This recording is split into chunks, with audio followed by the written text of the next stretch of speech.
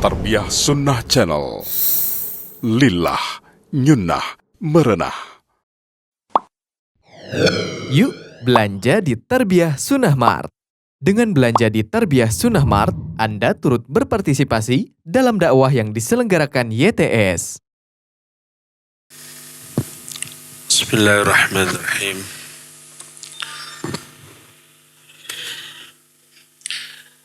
Assalamualaikum warahmatullahi wabarakatuh.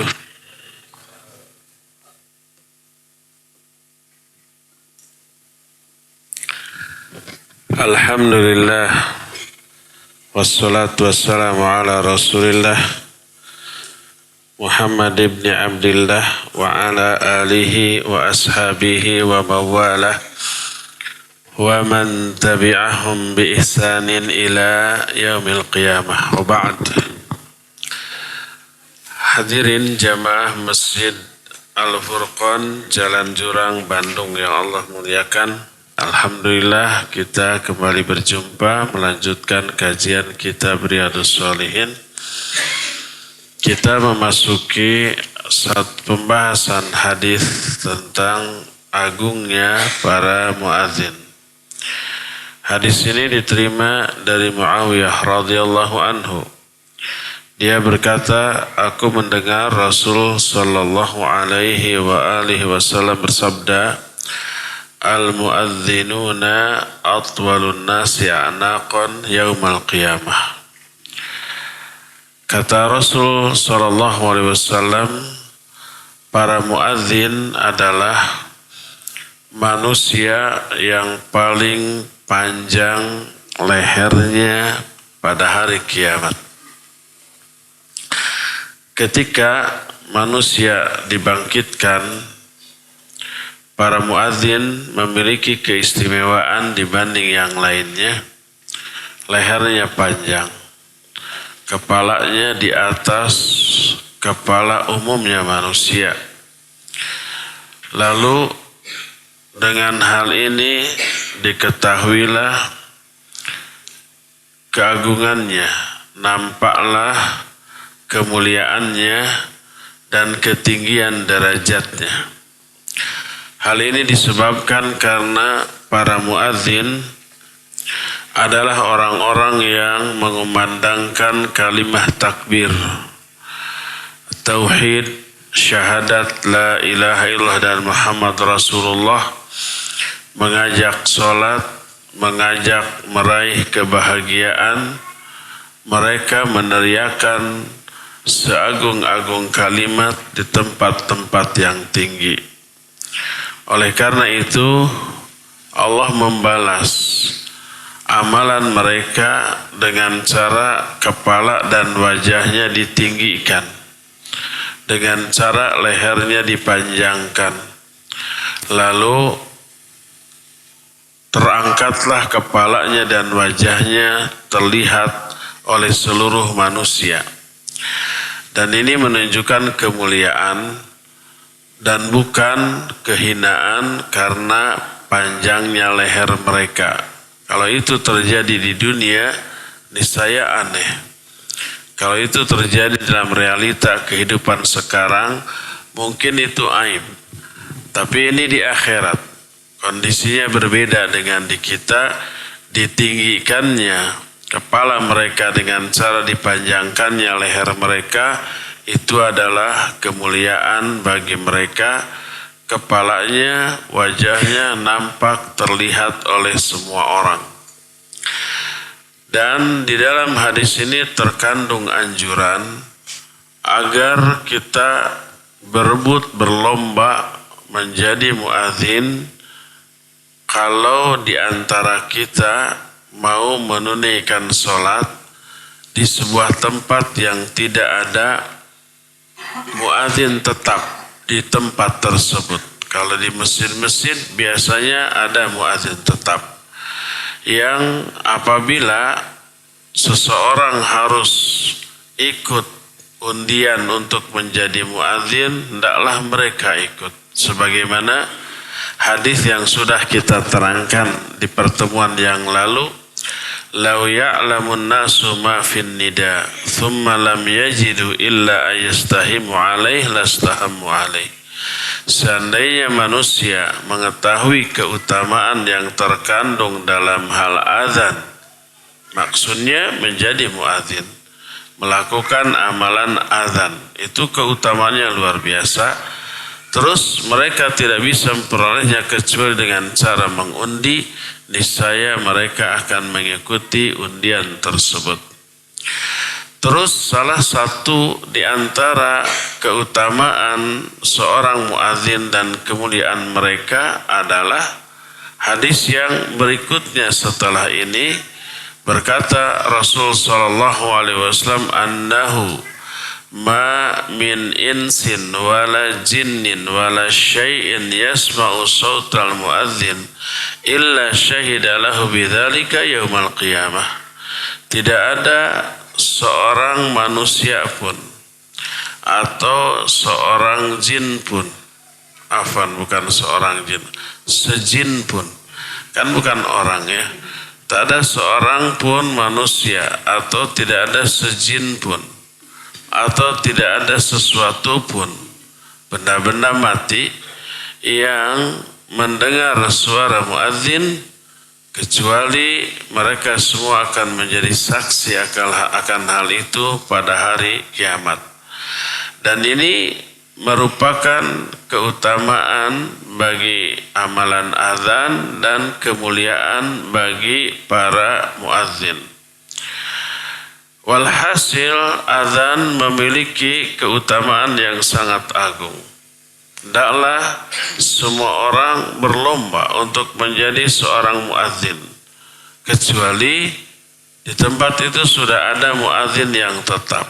Maka tidak boleh merebut tugas, tanggung jawab, bahkan wewenang dia untuk menjadi muadzin, kecuali kalau diwakilkan kepada dia, maka boleh. Saya lagi serak, saya lagi flu, lagi pilek, gak bisa adzan, khawatir di tengah adzan bersin kan terputus, tolong kamu adzan, maka baru boleh. Tapi kalau tidak ada izin dari si muadzin atau tidak ada izin dari imam tetap di sana, maka tidak boleh.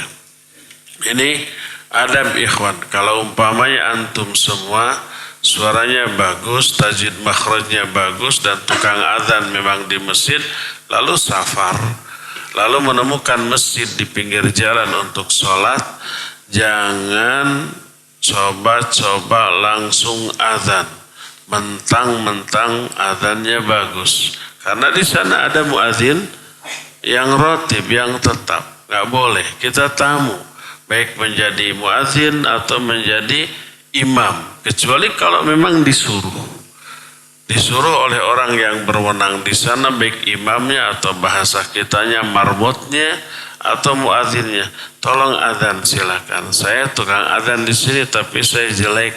Saya tahu adzan Anda bagus. Kemudian disuruh kita adzan boleh, disuruh kita jadi imam boleh jadi imam. Adapun kalau tidak, maka tidak boleh.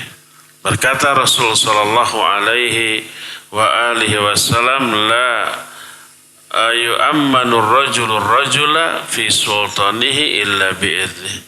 Tidak boleh seseorang menjadi imam bagi yang lain di daerah kekuasaan orang lain tersebut, kecuali dengan izinnya. Kalau dengan izinnya, maka dibolehkan baik menjadi imam ataupun menjadi muadzin. Adapun untuk menjadi makmum ya tidak perlu izin. Izin imam saya ikut berjamaah nggak perlu. Dari hadis ini ada beberapa faedah.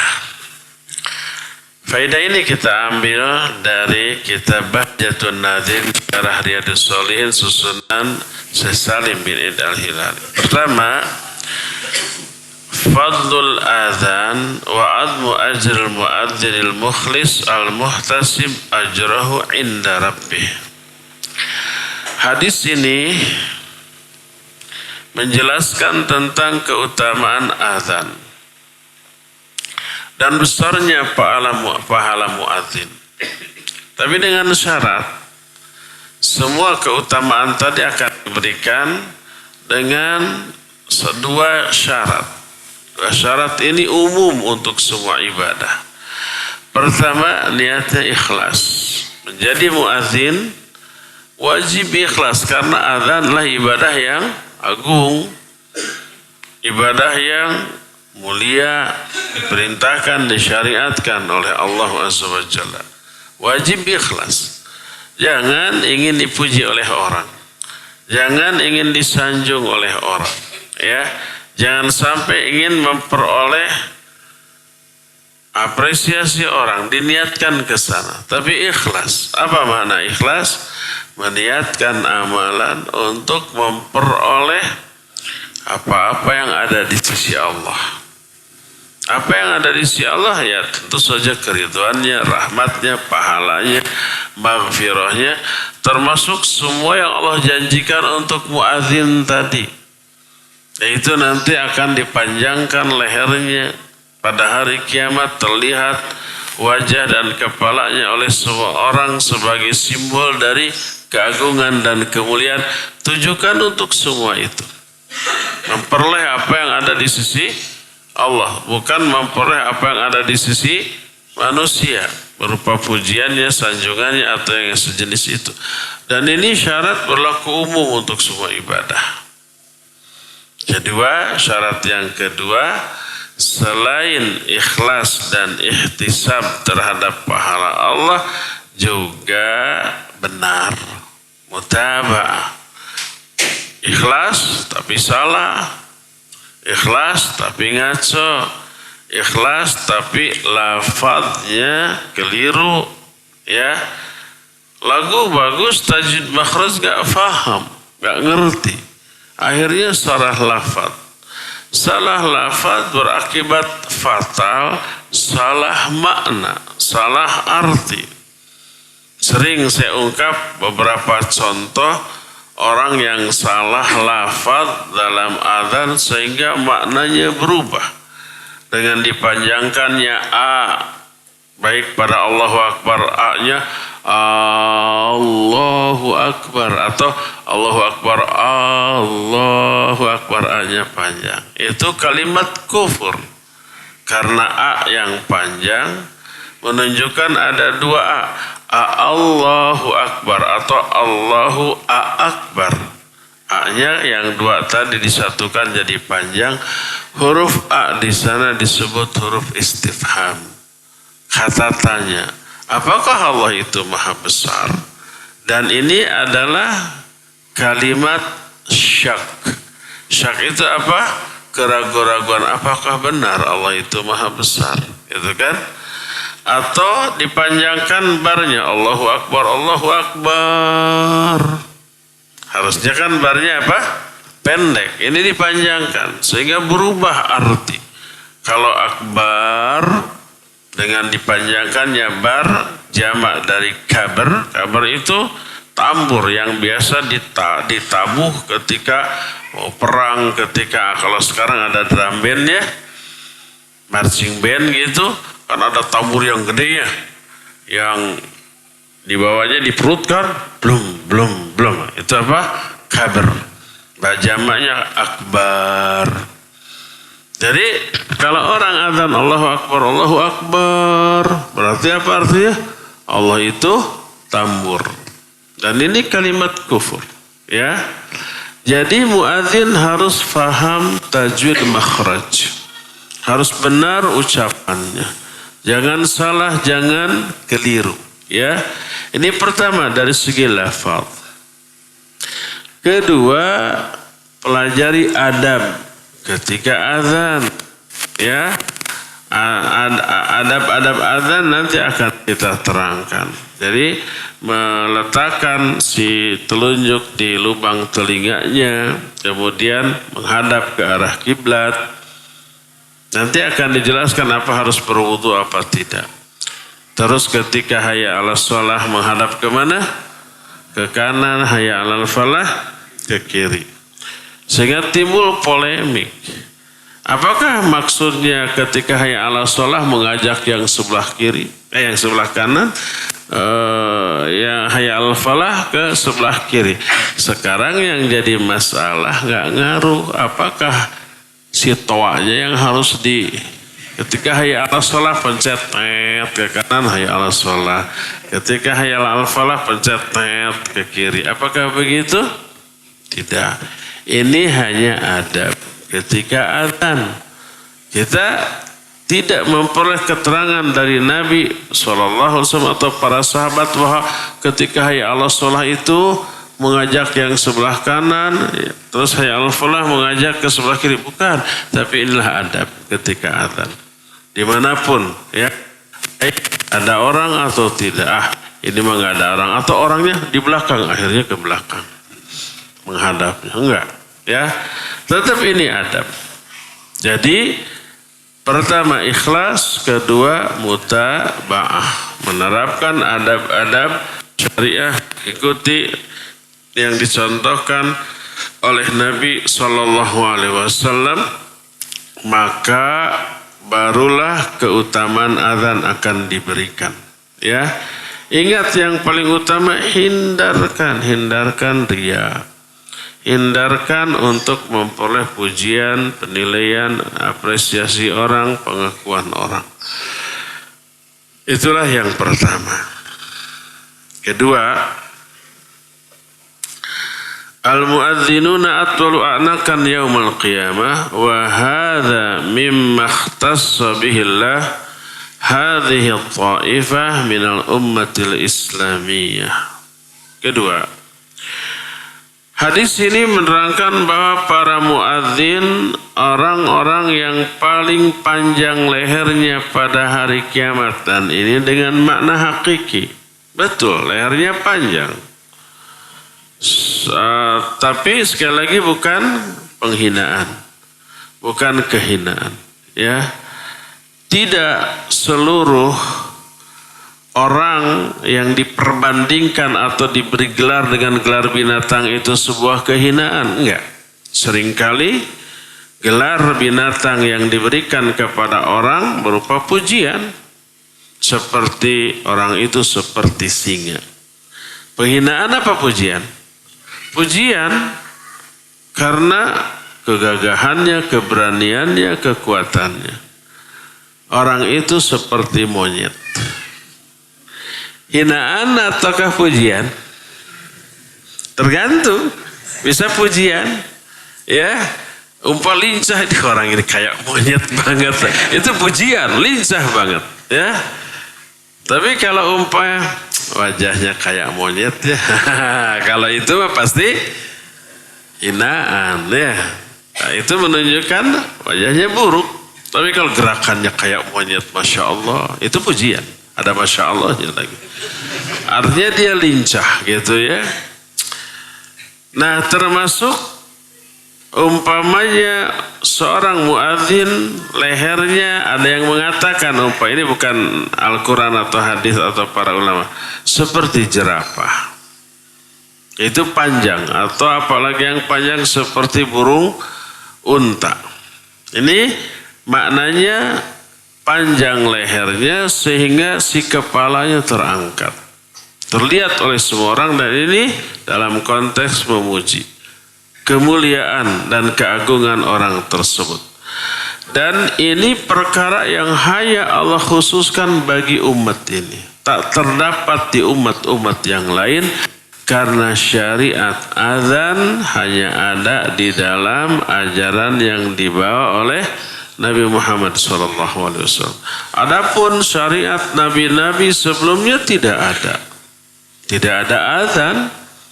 Orang-orang sebelum itu memberitahukan sudah masuknya waktu ibadah dengan cara yang berbeda. Ada yang dengan cara lonceng, ada yang dengan cara trompet gitu, ya. Dan ada yang dengan cara-cara lain lagi.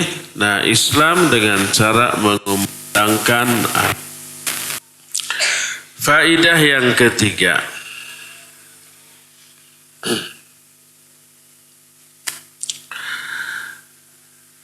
Faidah yang ketiga adalah hathun Nabi sallallahu alaihi wa alihi wasallam ala ummatihi liyakuna muadzinin au du'ati ilal khair. Hadis ini berisi anjuran dari Nabi sallallahu alaihi wasallam kepada umatnya untuk menjadi muadzin, dan di dalamnya include termasuk anjuran untuk menjadi penyeru ke arah kebaikan. Muadzin itu mengajak kepada kebaikan, mengumandangkan takbir, mengumandangkan kalimat tauhid, mengumandangkan kalimah syahadah terhadap kerisalahan Nabi Muhammad SAW, mengajak orang untuk sholat, mengajak orang untuk meraih kejayaan, kemenangan, keuntungan, kebahagiaan dan yang sejenisnya. Makanya diistimewakan. Maka dari sini semua orang yang mengumandangkan keagungan Allah, menyebarkan kalimat tauhid, mengajarkan ajaran risalah Nabi Muhammad SAW, mengajak kepada kebaikan apapun, apalagi sholat, apapun jenis kebaikan itu, mengajak kepada kebahagiaan yang disebabkan karena ketaatan kepada aturan Allah, itu akan memperoleh pahala yang sangat besar sesuai dengan banyak keterangan di antara hadis sahih riwayat Imam Muslim, man sanna fil Islam sunnatan hasanatan falahu ajruha wa ajru man amila biha. Siapa orang yang membuat atau memberi contoh atau menunjukkan satu jalan kebaikan dalam Islam, baik mengajarkan satu kebaikan, mengajak kepada kebaikan, memberi contoh, memotivasi orang untuk melakukan kebaikan apapun bentuknya, maka dia memperoleh pahala, ditambah pahala orang yang mengikuti kebaikan yang dia serukan, tanpa mengurangi pahala pelaku kebaikan ini sedikit pun. Mereka yang berbuat kebaikan atas anjuran kita tetap dapat pahala yang utuh. Kita yang mengajak dan menganjurkannya memperoleh pahala tambahan dari seluruh orang yang mengamalkan kebaikan tersebut. Bagaimanapun cara menyebarkan kebaikan itu, baik lisan langsung ayo gitu, atau sekarang tulisan, atau sekarang rekamannya disebar, ya, atau kitanya sendiri kalau ngajak gak diturut, dah kita mah wujuduhu ka'adamihi. Arti wujuduhu ka'adami gak ngaruh apa-apa, ada dan tiadanya tidak ada bedanya, keberadaannya seperti ketiadaannya. Kalau kita ngomong gak didengar, kalau kita nulis gak digubris. Kita cerdas, punya siasat, punya strategi. Ambil omongan orang yang berpengaruh, ambil tulisan orang yang berpengaruh, lalu kita upload, kita tempel, kita posting di media sosial kita. Mencantumkan nama penulisnya, mencantumkan nama orang yang ngomongnya, yang dikenal oleh semua orang. Isinya mengajak kepada kebaikan, akhirnya ya semua orang terajak dapat, termasuk man sanna fil Islam sunnatan hasanatan falahu ajruha wa ajru man amila biha. Sebaliknya, hati-hati menggunakan media sosial untuk mencela, untuk menyebar keburukan, untuk menyebar kedustaan, hoax, untuk menyebar fitnah, ghibah. Karena apa? Karena nanti akan di-share ulang oleh semua kawan yang menjadi friend bagi kita di media sosial tadi. Disebar-sebar, man sanna fil Islam sunnatan sayyi'atan fa'alaihi wizruha wa wizru man amila biha. Siapa orang yang menunjukkan satu keburukan, kesalahan, dia akan memikul dosa ditambah dosa orang-orang yang mengikuti kesalahan itu. sekali kita menyebar hoax gitu ya, di-share ke banyak orang, orang nge-share lagi, suruh share dan seterusnya, semakin tersebar kebohongan itu yang bersumber dari kita. Atau menyebar kebidahan. Apalagi menyebar hadis palsu. Ingat, setiap datang bulan yang dianggap mulia, hadis palsu yang berkaitan dengan bulan mulia itu selalu surser-sursernya gitu. Bulan Rajab datang, ya. Siapa orang yang memberitahukan Nabi SAW bersabda, nyatut nama Nabi SAW. Siapa orang yang memberitahukan datangnya bulan Rajab akan begini-begini. Merasa itu ibadahnya. Ibadah yang didasari dengan apa? Kebodohan, ketidaktahuan. Padahal intinya menyebarkan hadis palsu, menyebarkan kebohongan, kedustaan atas nama syariat. Dosanya lebih gede daripada dosa kepada orang biasa. Karena berbuat dosanya kepada Nabi SAW. Man kadzdzaba alayya muta'ammidan falyatabawwa maq'adahu minan nar. Siapa yang berdusta atas namaku secara sengaja, maka siap-siap menempati tempat duduk dalam neraka. Jadi kalau ada tulisan yang menjelaskan keutamaan sebuah amalan, keutamaan sebuah ibadah, keutamaan sebuah suatu tempat, suatu waktu gitu, seperti bulan Rajab dan yang sejenisnya, bulan Syaban dan sejenisnya, atau doa mengatasnamakan Rasul sallallahu alaihi wasallam, jangan langsung di-share. Siap tahu hadisnya palsu, tanya dulu kepada orang yang berilmu. Menyebarkan hadis palsu itu tidak main-main. Neraka ancamannya, man kadzdzaba alayya muta'ammidan falyatabawwa maq'adahu minan nar. Hadis ini satu-satunya hadis yang disepakati oleh seluruh ulama hadis tentang kemutawatiran. Mutawatir lafzi dan maknawi. Atau jangankan mengatasnamakan Nabi, mengatasnamakan seorang pejabat, wali kota atau bupati telah berkata begini. Padahal enggak, itu bisa dituntut pidana apa tidak? Bisa. Di dunia, ya. Nah, ini tentang urusan agama, karena perkataan Nabi menjadi sumber hukum. Nabi berkata begini, itu jadi sumber hukum. Ternyata Nabi tidak berkata begitu. Mengatasnamakan Nabi SAW. Dari sana lahir amalan bid'ah yang tidak pernah diamalkan oleh Nabi SAW. Menyebar. Karena ada proses apa tadi? Share. Akhirnya menyebarlah keburukan itu. Hati-hati ya. Nah, salah satu di antara keutamaan dan keagungan menjadi muadzin diterangkan dalam hadis yang berikutnya yang diterima dari Abdullah bin Abdurrahman bin Abi Sa'sa'ah, bahwa Abu Sa'id Al-Khudri radhiyallahu an berkata kepada Abdullah bin Abdurrahman bin Sa'sa'ah ini, inni araka tuhibbul ghanam wal badiyah. فإذا كنت في غنمك أو في باديتك فأذنت للصلاة فارفع صوتك بالنداء فإنه لا يسمع مد صوت المؤذن جن ولا إنس ولا شيء إلا شهد له يوم القيامة. قال أبو سعيد سمعته من رسول الله sallallahu alaihi wa alihi wasallam. Kata Abu Sa'id Al-Khudri kepada Abdullah bin Abdurrahman, aku melihat kamu itu suka kepada kambing. Maksudnya suka mengembala kambing, bukan ada kelainan seksual.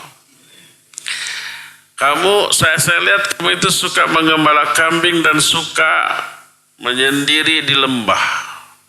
Membawa kambing-kambingnya, ngangon kambing, ngangon teh apa itulah, ngangon kambing, mengembala kambing ke lembah-lembah.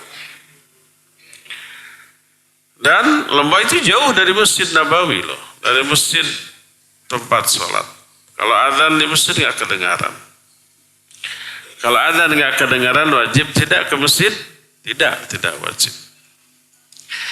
Maka apabila kamu sedang berada di tengah kambingmu atau di tengah lembah, lalu kamu mau azan untuk sholat, maka tinggikan suaramu, keraskan suaramu.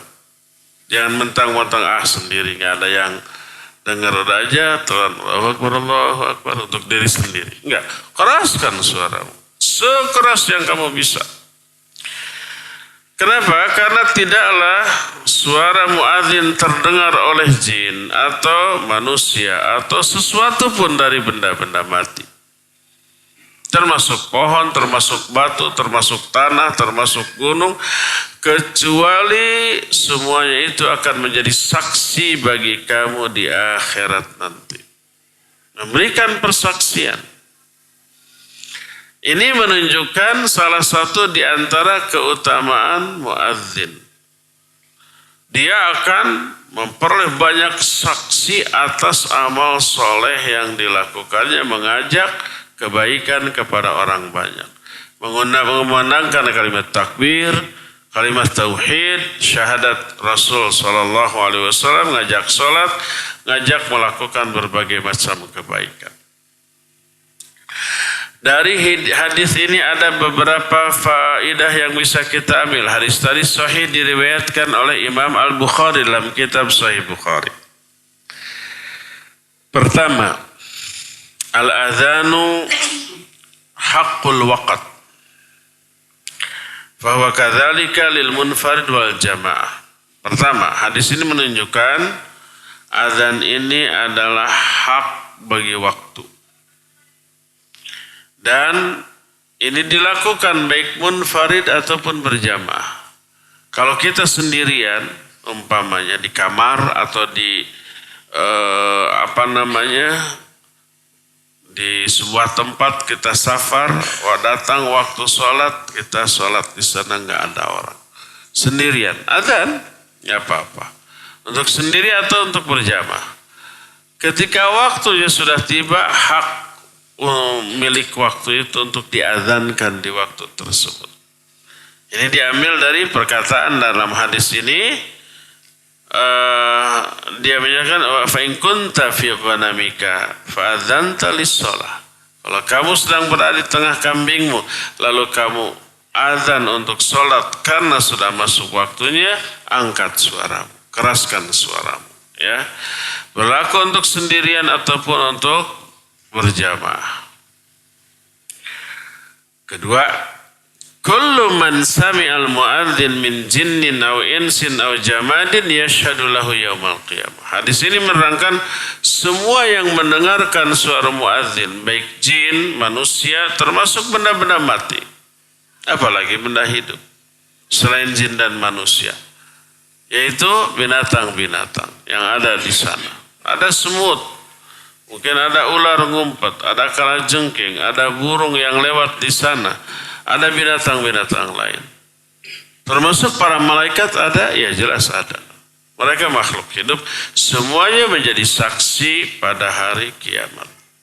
Inilah yang kedua. Yang ketiga, yustahabbu lil muadzin raf'u sautihi bil adzan liyakthura man syahida lahu yaumal qiyamah. Hadis ini menerangkan disunnahkan bagi muadzin untuk mengeraskan suara dalam azan agar makhluk yang memberikan persaksian lebih banyak lagi. Semakin keras, semakin jauh jangkauannya, semakin banyak yang mendengar azannya, semakin bagus. Semakin banyak saksi atas kebaikan dari azan yang dia kumandangkan, ya. Dari sini sangat dianjurkan mempergunakan suara sekeras-keras atau loudspeaker, pengeras suara sekeras-keras. Alhamdulillah kita ini hidup di sebuah negara yang tidak melarang mengumandangkan azan, ya, dan dianggap legal, dianggap sah, tidak melanggar hukum. Sehingga kalau ada tetangga yang protes, baik sesama muslim ataupun orang kafir lalu protes terganggu dengan azan,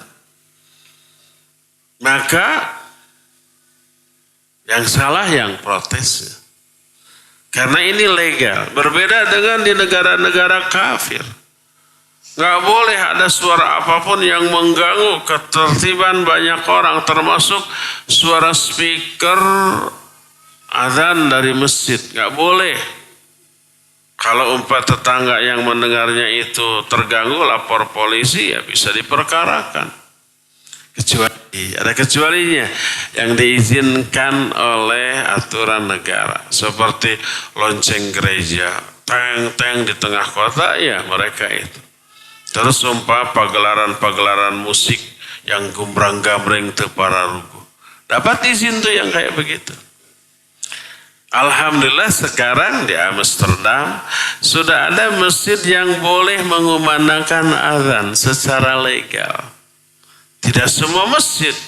Masjid yang boleh mengumandangkan azan itu melalui perjuangan yang berat. Dia harus bersosialisasi dulu dengan tetangga sebelah. Tetangga-tetangganya didekati. Ditunjukkan kemuliaan akhlak. Bahwa orang Islam itu tidak seserem yang diberitakan. Islam identik dengan terorisme, enggak. Tapi keramah tamahan. Akhirnya minta izin kami ini mau mengumandangkan azan. Minta izin ya, kalau tidak keberatan azan teh apa? Nah, ini kita perdengarkan suara azan rekaman yang bagus, tong, walaupun nanti kenyataannya jelek. Perdengarkan azan nih, coba lihat. Ini kalimatnya, ini suaranya, ini artinya. Teng, coba pakai headset biar tambah fokus konsentrasi. Tambah apa namanya,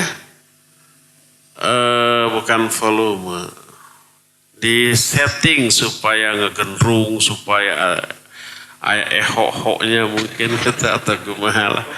Nih dengar, dan perdengarkan. Suara azan yang indah itu bagi orang yang nggak paham pun maknanya menggetarkan jiwa. Coba antum search di YouTube tentang reaksi orang kafir yang sengaja diperdengarkan azan. Banyak yang meleleh, menangis, mengeluarkan air mata.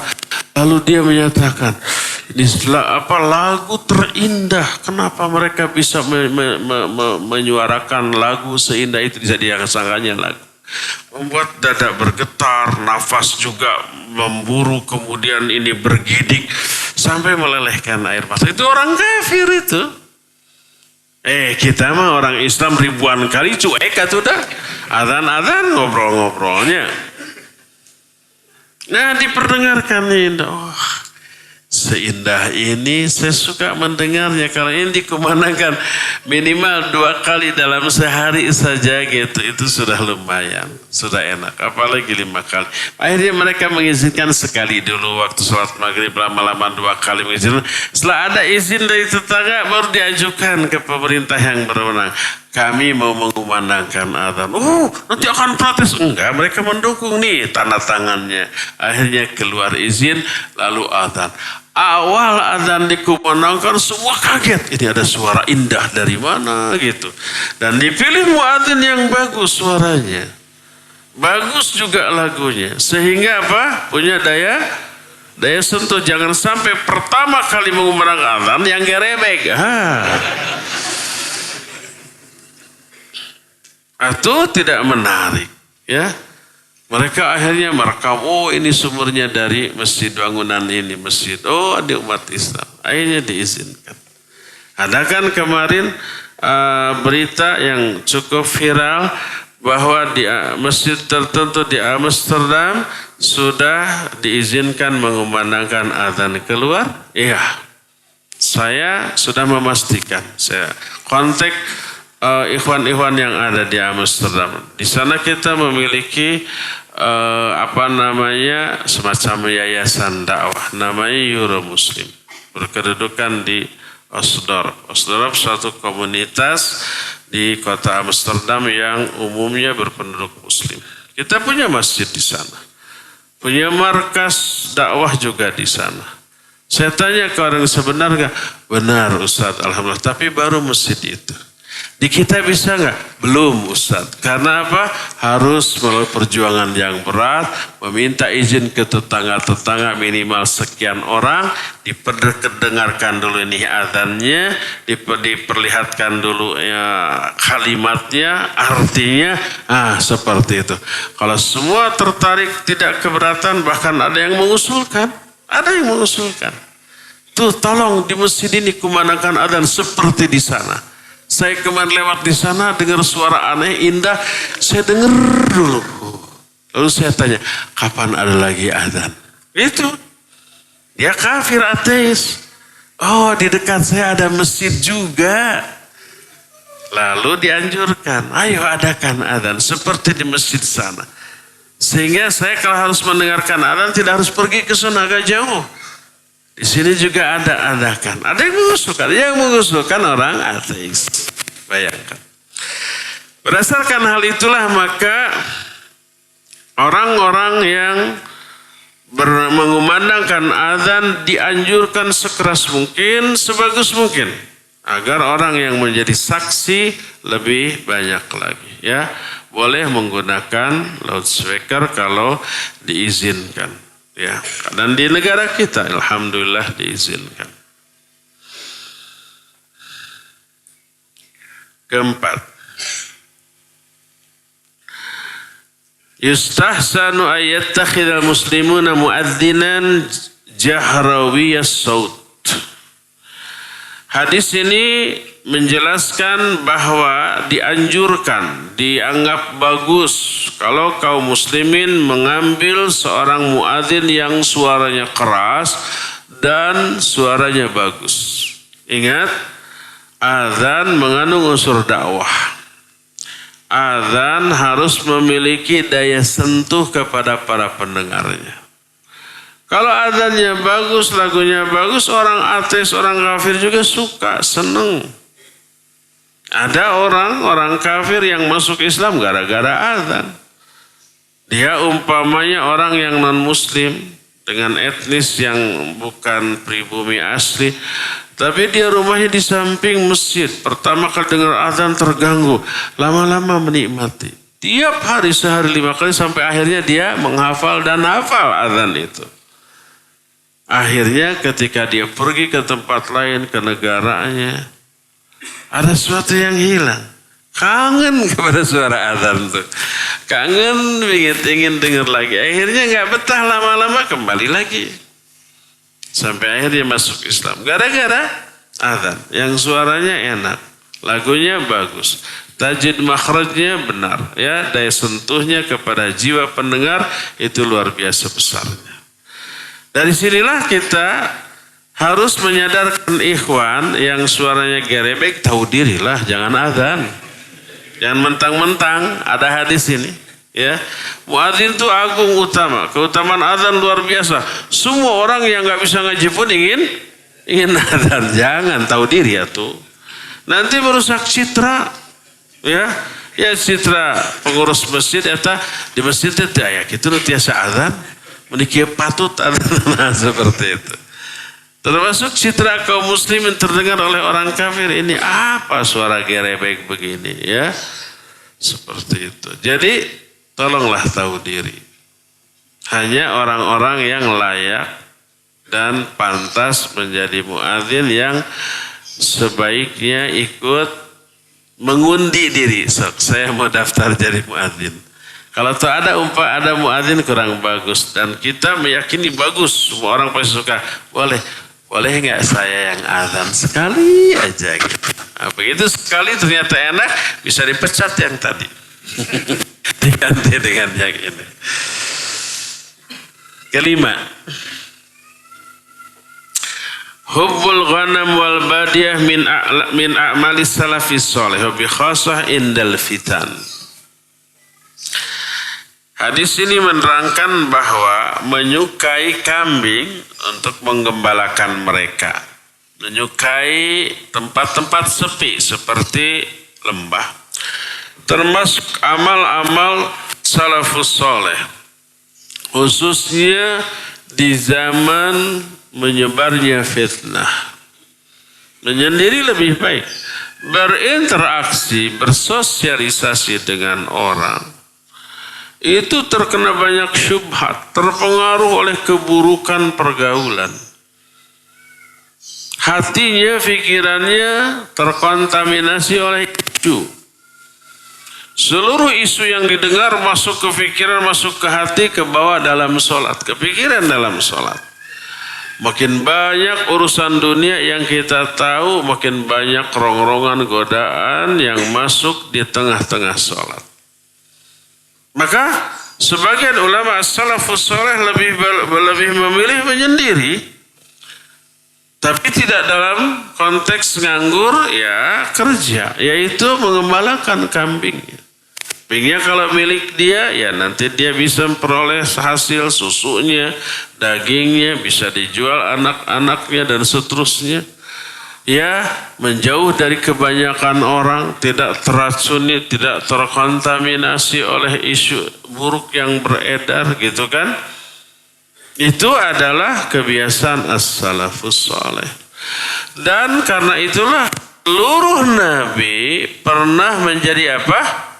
Menjadi penggembala kambing. Di sanalah jiwa kepemimpinannya dibangun, dilatih. Ngatur kambing itu nggak mudah. Apalagi banyak, ya. Bagaimana caranya agar mereka terus menguji kepekaan, kepedulian terhadap yang menjadi tanggung jawabnya. Tiap hari dihitungnya berkali-kali, ya. Jadi ketika keluar kandang dihitung, di absen.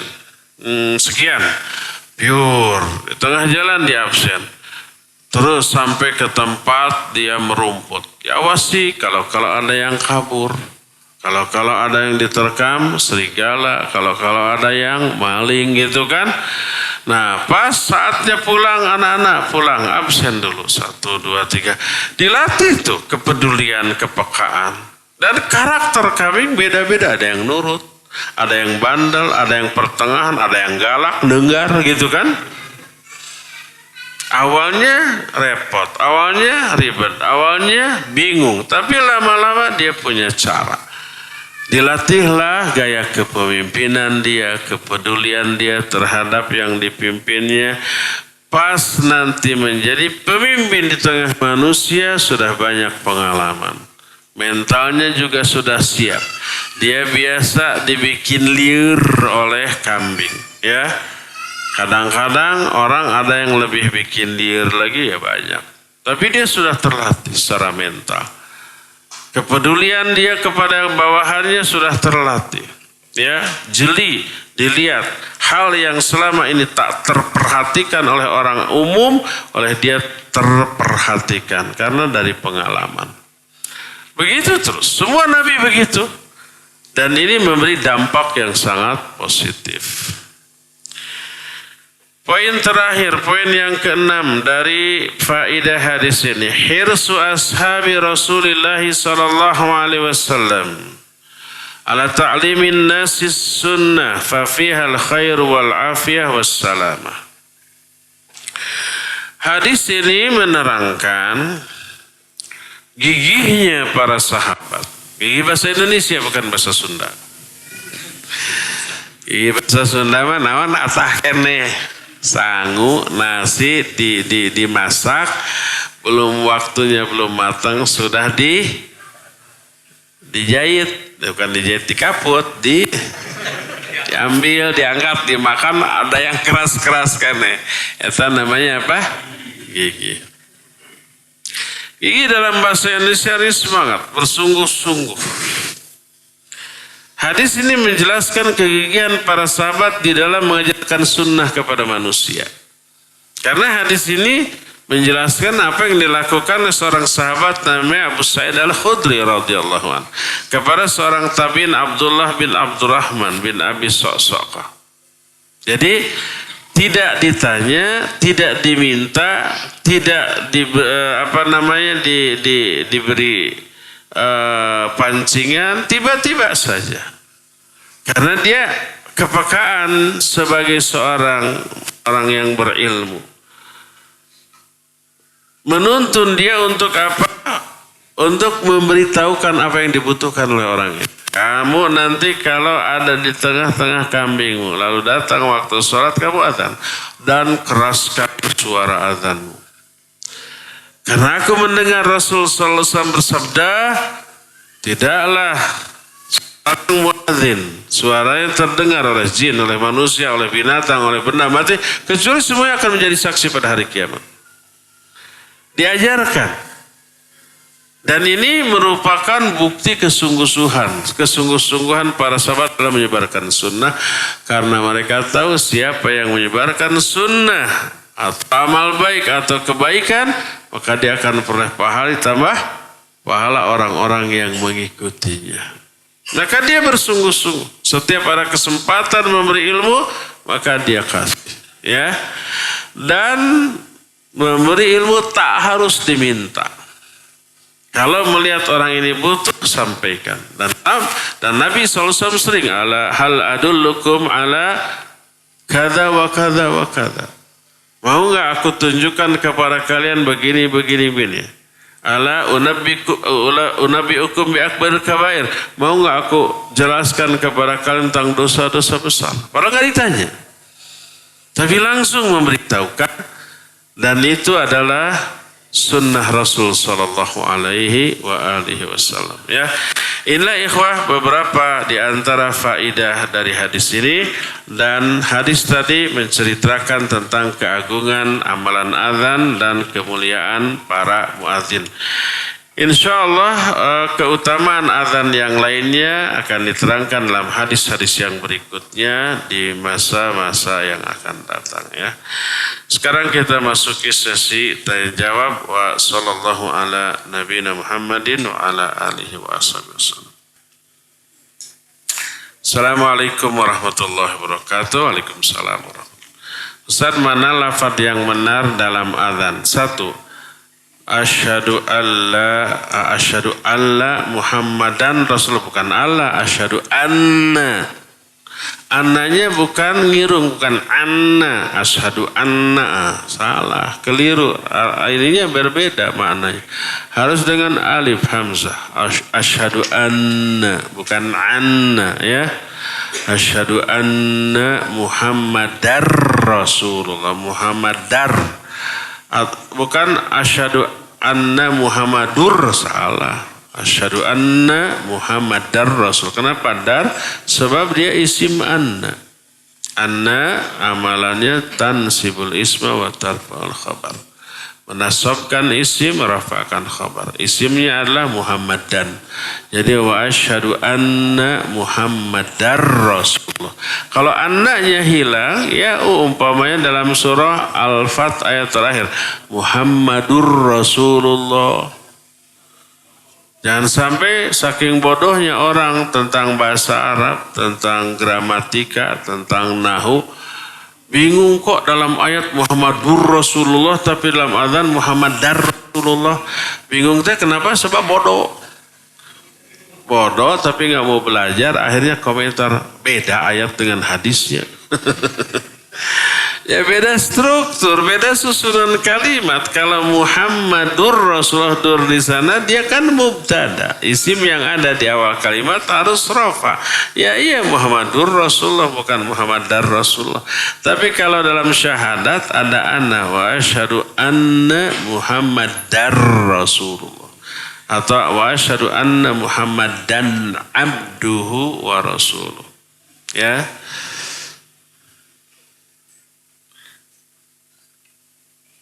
Bagusnya muadzin bisa bahasa Arab, biar nggak salah. Alif dan ain beda jauh maknanya. Ya. Ada yang qomat, Asyhadu anna Muhammadur dan Rasulullah itu keliru. Bukan anna tapi anna ya.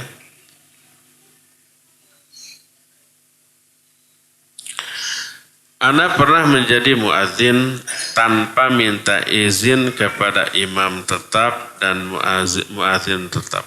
Apakah ana berdosa dikarenakan sudah masuk waktu azan tidak ada yang menjadi muadzin? Imam dan muadzin tetap saat itu tidak ada dan tidak memberi amanah.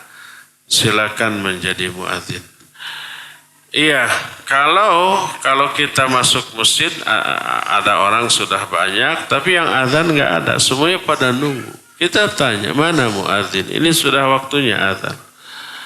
Nggak ada. Pribumi mana pribumi? Saya pribumi. Sok azan tuh. Punten tetiasa manggawe boleh.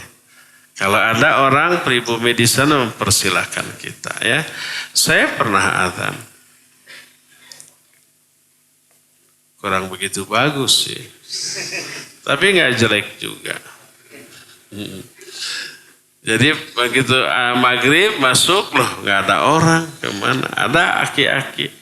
Pak sudah masuk azan. Masuk aja silakan Pak Haji azan. Nah, baru saya azan di sana ya.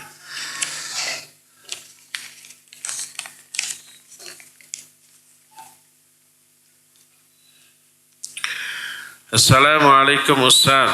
Waalaikumsalam warahmatullahi wabarakatuh. Mau tanya apakah ada hadisnya mengirim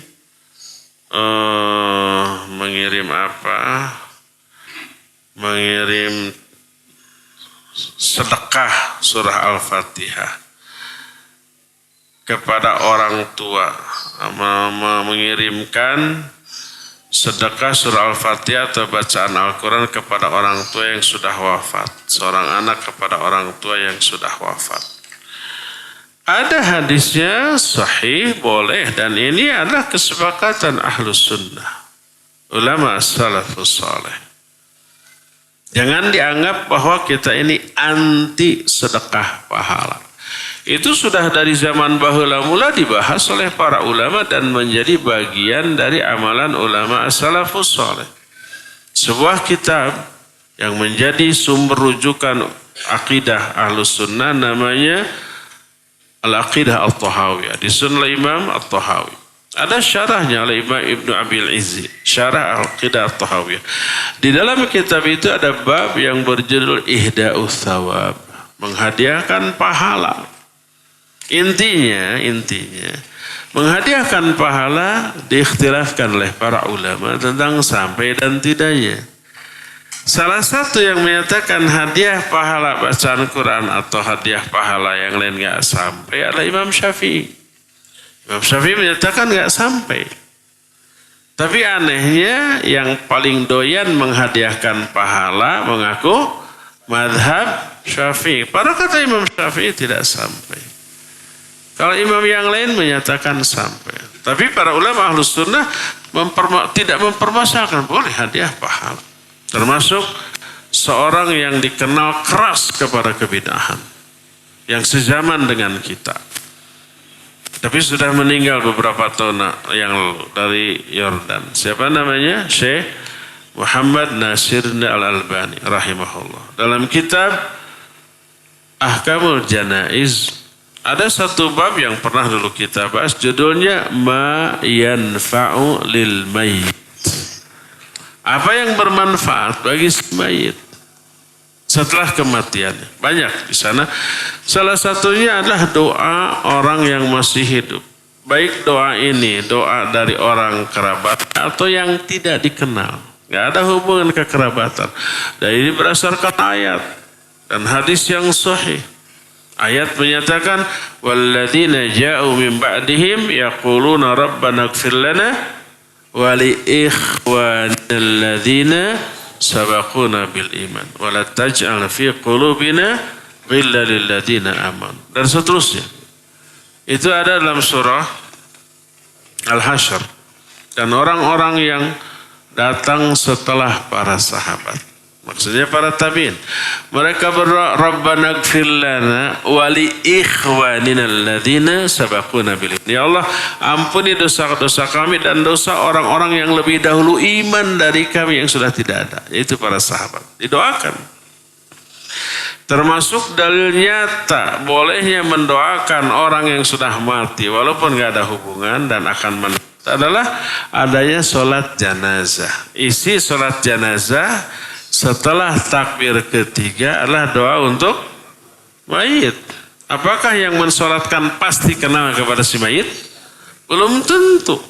Ya, kalau kita haji atau umrah di setiap sholat di Masjid Nabawi dan Masjid Al-Haram selalu ada sholat janazah. Kita nggak kenal siapa yang mati, tapi kita ikut mendoakan. Ya, nah termasuk menghadiahkan pahala bagi orang yang mati, terutama anak kepada orang tua. Sebuah hadis sahih riwayat Imam Al-Bukhari dan ini dinukil oleh Syekh Al-Albani rahimahullah dalam kitab Ahkamul Janais yang menyatakan ada seseorang yang sebelum mati wasiat ke anaknya, kalau saya mati bebaskan 100 orang budak. Berarti orang ini kaya nih. Ya. Bebaskan 100 orang budak. Lalu mati. Si kakak membebaskan 50 budak. Dan dia nyuruh adiknya bebaskan 50 lagi. Apa kata adiknya? Enggak. Sebelum saya bertanya dulu kepada Nabi sallallahu alaihi wasallam. Nanti Hanas kata orang Sunda namanya. Ini enggak ada terjemahannya. Hanas ditunaikan 50 orang dibebaskan ari pek teh tekaci. Siapa bahasa Indonesia Hanas apa ya? Hanas itu apa? Pokoknya khawatir nanti sudah dibebaskan ternyata nggak boleh secara syar'i. Datanglah orang ini kepada Nabi SAW lalu menceritakan. Apa kata beliau? In kana muwahidan aw musliman. Kalau ayahmu ini seorang muwahhid, ahli tauhid, seorang muslim. Thumma, kata beliau, ya tasaddaqtum alaihi. Au hajjajtum au sumtum. Lalu kamu sedekah atas nama orang tuamu. Atau kamu saum. Atau kamu haji. Pahalanya sampai kepada dia dan sampai juga kepada kamu. Ada sini sahih riwayat Imam Bukhari yang menunjukkan boleh menghadiahkan pahala dari amalan kita untuk orang tua yang sudah meninggal. Jangan dianggap salafin atau ahlus sunnah anti hadiah pahala. Dibahas oleh para ulama, ya. Berdasarkan hal itulah maka dibolehkan silakan hadiah. Termasuk umpama membadalkan haji atau umrah ya. Saya pernah membadalkan haji. Pernah membadalkan umrah ya untuk orang lain. Maka dibolehkan.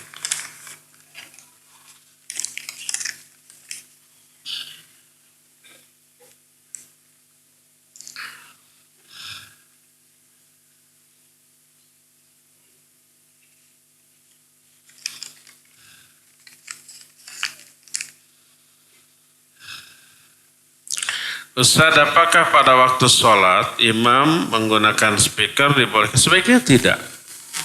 Sebaiknya tidak. Kalau masjid itu dikelilingi oleh rumah masyarakat. Hanya untuk azan, qomat, dan pengajian. Adapun sholat sebaiknya tidak. Karena apa? Karena banyak wanita atau orang yang ada uzur sholat di rumah masing-masing. Kalau umpah kita pakai speaker keluar, keganggu apa tidak? Ya keganggu. Ya. Maka tidak boleh kalau sampai mengganggu orang lain yang lagi sholat di rumah masing-masing. Jadi sebaiknya kalau pas sholat tidak memakai. Kecuali kalau memang sekelilingnya dia dipastikan tidak ada rumah penduduk. Kecuali hanya mereka jamaah. Seperti Masjidil Haram, Masjid Nabawi, iya. Sekitarnya kan hotel. Hotel itu dihuni oleh orang-orang yang memang kesana tuh mau ke masjid, ya. maka ya itu mah boleh. Sebab ada orang yang sholat sampai di jalan-jalan. Ya, nah, sempat perlu nggak namanya mubaligh? Mubaligh artinya penyambung suara imam. Ketika imam menyatakan Allahu Akbar, ada Allahu Akbar, suara kencang ya. Sami Allahu liman hamidah, Rabbana walakal hamdu. Perlu enggak? Ya, di Masjidil Haram sangat perlu. Sangat perlu. Karena apa? Karena suara imam itu tidak memakai mic seperti saya yang nempel terus di mulut, hampir ketelan, enggak. Tapi memakai apa? Tiang, ya. Ada 3 mic-nya, yang berdiri, yang ruku, dan yang rendah ketika sujud. Dan suara imam itu tidak sekencang suara muadzin. Allahu Akbar. Untuk makmum yang ada di dalam masjid dan halaman masjid mungkin suara imam terdengar. Tapi untuk orang yang sholatnya jauh di sana, di jalan, karena nyambung, karena apa? Penuh, suara imam tidak terdengar. Takbir imam tidak terdengar. Nah, baru takbir mubaligh terdengar. Allahu Akbar, baru. Ini pernah saya alami. Jadi Jumatan waktu musim haji, Jumatan. Itu 4 jam sebelum azan tuh harus sudah ke masjid. Kalau 3 jam hanya sampai di halaman. Kalau 2 jam, wah udah di jalan itu semuanya. Sempat sholat di jalan, panas tengah hari, bayangkan. Musim panas lagi. Ya, si aspal teh ngunyut tuh. Kalau umpamanya telur dibuka di sana kayaknya bisa matang. Ya. Nah, jadi ketika sujud suara imam tidak terdengar Allahu Akbar, tapi suara muadzin, suara mubalighnya kan Allahu Akbar. Oh, menunjukkan itu perlu, ya. Jadi jangan sampai mengkritik adanya suara mubaligh di Masjidil Haram, Masjid Nabawi dengan ukuran masjid di kita. Sampai ada yang mengatakan, nggak perlu mubaligh, ada speaker, tak kedengaran loh, kesini juga cukup ya. Dia nggak berpengalaman sholat di jalan di sana, ya itu perlu. Jadi untuk sholat di kita tidak perlu memakai speaker untuk suara bacaan imam.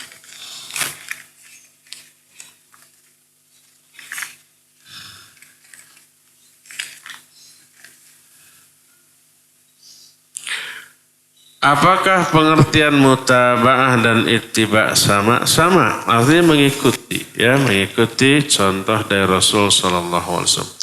Kalau ada perbedaan jelaskan hanya dari segi lafaz, ya, tapi maknanya sama. Ittiba' dari ittaba'a yattabi'u ittiba'an. Orangnya, pelakunya disebut muttabi. Kalau mutaba'ah, ya, berasal dari kata taba'a yutabi'u mutaba'atan.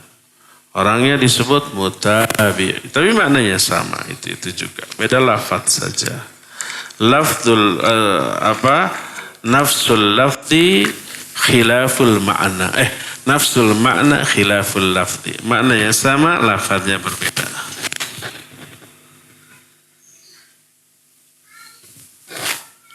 Ustaz, boleh menjawab amin ketika imam membaca Fatihah?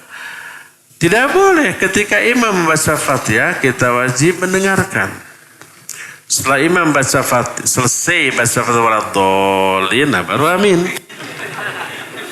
Kalau ketika imam alhamdulillahirabbil alamin, amin, nggak boleh. Apakah coba kalimatnya lihat? Ustaz, apa boleh menjawab amin ketika membaca Fatihah? Nggak boleh. Kalau setelah baca Fatihah waladhdallin baru amin. Saya ingat kepada gurawan Syekh Al-Utsaimin rahimahullahu ta'ala. Ketika habis ceramah, lalu masuk sesi tanya jawab. Beliau mengajukan 3 syarat. Boleh bertanya dengan 3 syarat. Syarat yang pertama adalah Ini yang ini dengan bahasa yang bagus, bahasa Arab yang bagus. Kalau bahasa Arabnya tidak bagus, walaupun difahami, ya, maka tidak akan dijawab. Kedua, husnul adab, adabnya yang bagus. Pertanyaannya bagus, bahasa bagus, adabnya menyebelin, nggak dijawab. Seperti ini kalimatnya salah, walaupun kita paham maknanya. Coba, apakah boleh menjawab amin ketika imam membaca Fatihah? Maknanya di tengah-tengah bacaan Fatihah. Maka tidak boleh. Walaupun saya tahu maksudnya adalah setelah selesai baca Fatihah, kalimat terakhir, ayat terakhir waladhdallin, amin. Ya, tapi kalimat pertanyaan yang salah. Mestinya boleh nggak menjawab amin setelah imam selesai membaca Fatihah, bukan ketika imam membaca Fatihah. Saya rubah ya kalimatnya. Ustaz, apakah boleh menjawab amin setelah imam selesai membaca Fatihah namun sampai merubah makna? Makna apa? Makna bacaan Fatihah atau makna amin? Sebab amin juga ya, kalau umpamanya amin maknanya berimanlah kamu, ya, atau umpamanya bacaannya pondok, amin, atau umpamanya minnya yang panjang, amin, gitu, ya, maka itu maknanya berbeda. Adapun yang benar dengan mana Allahumma stajib, ya Allah kabulkanlah, maka a dengan minnya itu dengan panjang yang sama, kira-kira 5 harokat. A-nya panjang, amin, minnya juga panjang, ya, seperti itu.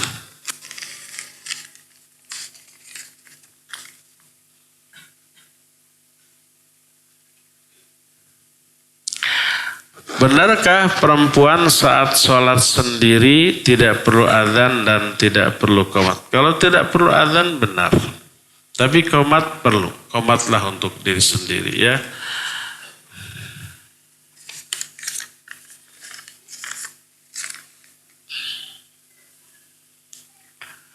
Ana ingin bertanya terkait minum air kencing unta.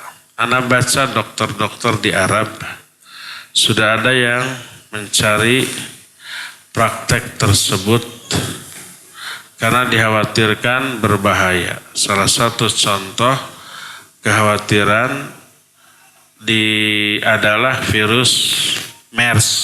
MERS itu MGRS, MERS ya, yang pernah merebak. Sebagaimana umat Islam seharusnya dalam mensikapi hal ini? Apakah hal tersebut disunnahkan? Iya, pertama, tidak diragukan kehalalan. Dari apa? Dari air kencing unta dan tidak najis. Kalau halal diminum berarti diyakini tidak najis. Sebab kullu najasin haramun walaysa kullu haramin najasan. Setiap yang najis pasti haram. Setiap yang najis pasti haram. Ya, jangankan dimakan, diminum, kena badan atau baju juga harus disuci. Tapi tidak setiap yang haram itu najis. Tidak semua yang haram najis, ya. Untuk menajiskan sesuatu butuh adanya dalil. Tidak ada dalil yang menajiskan berarti tidaklah najis. Seperti umpamanya alkohol, haram untuk diminum. Tapi apakah najis? Tidak ada keterangan tentang hal itu. Nah, sekarang khusus air kencing unta halal diminum, pasti tidak najis. Nah, kedua, hadis menyatakan itu obat. Dan itu obat yang dilegalisir, dilegitimasi oleh syariat. Nasnya diakui oleh para ulama ahli hadis, ya. Nah, ini yang kedua, ya. Nah, sekarang yang ketiga, ada penelitian yang menunjukkan ini berbahaya, mengandung ini dan mengandung itu dan seterusnya, ya.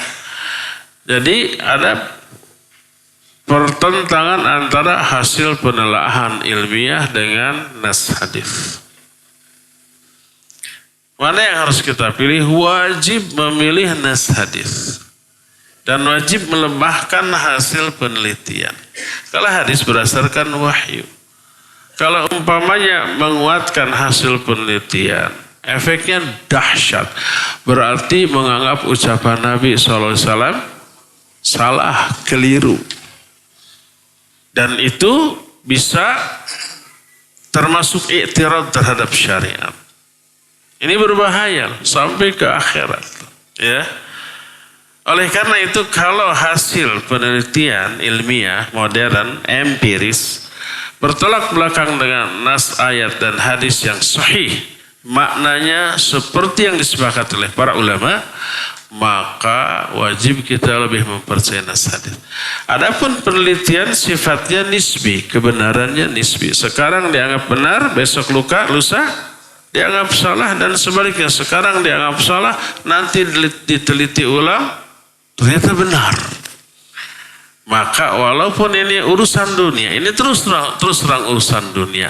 Walaupun urusan dunia, kalau ada nas yang jelas dari Quran dan Sunnah, maka wajib kita meyakini penjelasan Quran dan hadis yang sahih, walaupun menyangkut urusan dunia.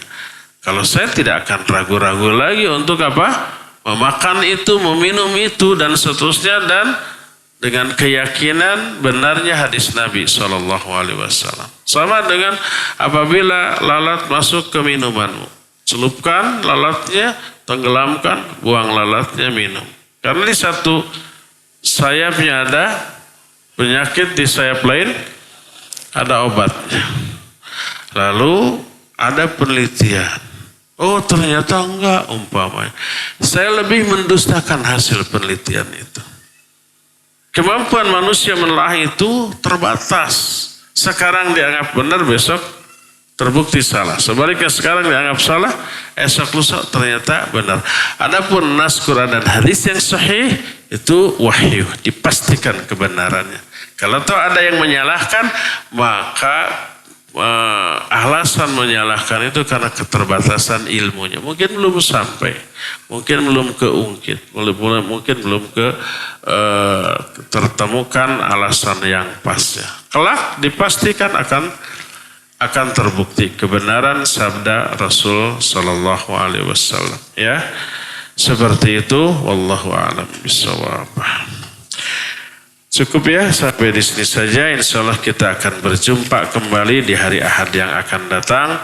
Subhanakallahum bihamdik, asyhadu an la ilaha illa anta, astaghfiruka wa atubu ilaik. Walhamdulillahirabbil alamin. Wassalamualaikum warahmatullahi wabarakatuh.